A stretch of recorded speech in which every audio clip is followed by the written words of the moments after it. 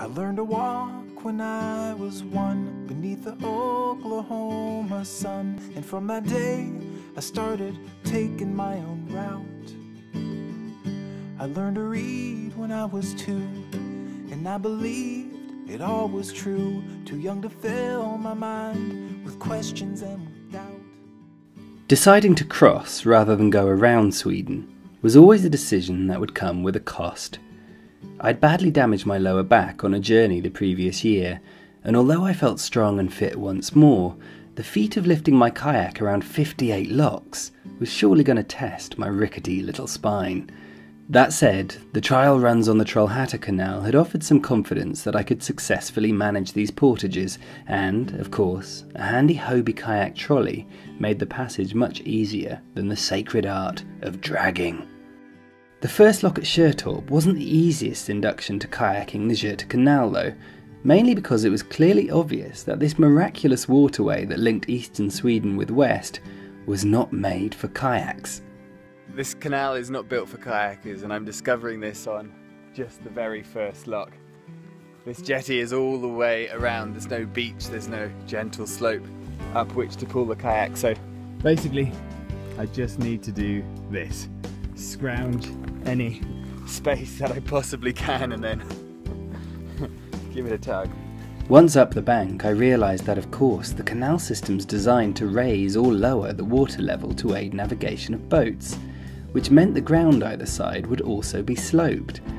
I felt a sudden and deep appreciation for the towpath fence, because without it, I don't think we would have ascended even the first lock. Eventually I weaved my way to the water's edge on the other side, mentally ticking off 1 lock from 58, and then treated myself to a good coffee as reward. Short sections of pedalling and then another portage became order of the day, and I fast settled into a routine.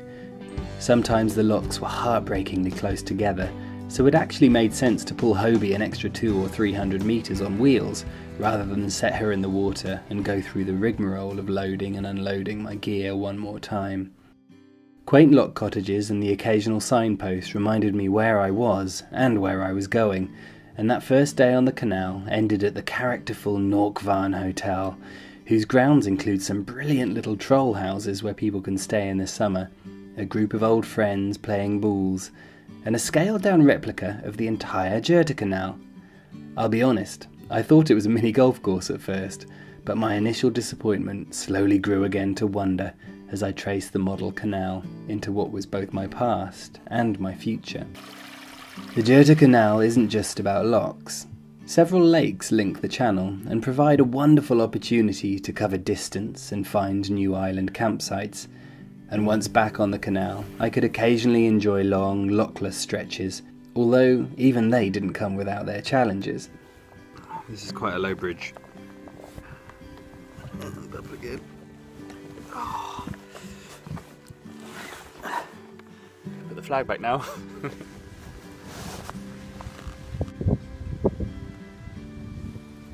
It seems like a horribly low bridge. This is just about the tightest squeeze I've had today. Get that! One day I received a tweet from Swedish Photo Crew, who by the way I didn't know at all, and they instructed me to stop at the Lock Cafe in a town called Forsvik. I duly obeyed, and sure enough, waiting for me there was a lady named Marie, who was just glowing with Swedish attitude. She showed me around and prepared an incredible meal, and even helped finish off the portage, which was a momentous one because it was the first that took Hobie and I downhill. Having already conquered Sweden's largest lake, it was time to make my way across Vänern, the second largest. I camped on the Fjok Islands right in the middle, revelling in the freedom of making base on drop-dead gorgeous uninhabited islands. Oh, and it would be rude not to mention the sunset. That was pretty darn special too. I took my time the next morning, enjoying the rising warmth of the sun in my hammock, and then inching almost regretfully away from the islands through crystal clear waters. A few hours later, I reached the first large staircase of locks on the outskirts of Motala. By now I was in my lock portaging element, and challenged the crew of a descending passenger boat in a race to the bottom, which wasn't quite as easy as it might look when you have 60 kilos of kayak and gear wanting to chase you down a gravelly slope. Onwards I travelled, across more lakes and over more locks. My back was holding up okay, although it issued the occasional creak with every heavy lift. I met a pair of young English lads who were kayaking from Helsinki to Oslo, and a kind hostel owner in Berg left some keys for me so I could enjoy a bed, even though the place was closed for the off-season. The next morning, my first task was to portage the picturesque but Goliath Carl Johan locks down to Lake Roxen. Descending the hill was fine, but getting back into the kayak, not quite so easy. My thought process was, damn, that's a steep bunch of boulders. Okay, easy does it. Good, in the water.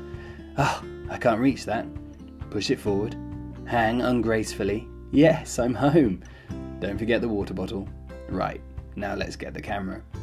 As I approached the last lock at Mem, my thoughts were once more turning to archipelagos and open sea, but first it was time to take advantage of the marina's washing machine because, frankly, after weeks without cleaning one's clothes, the chance of enjoying conversations with strangers decreases. So it was no surprise that the aftermath immediately resulted in making new friends. I shared a coffee with the Deatons, a Kiwi-Australian family who were homeschooled and travelling around the world in a motorhome.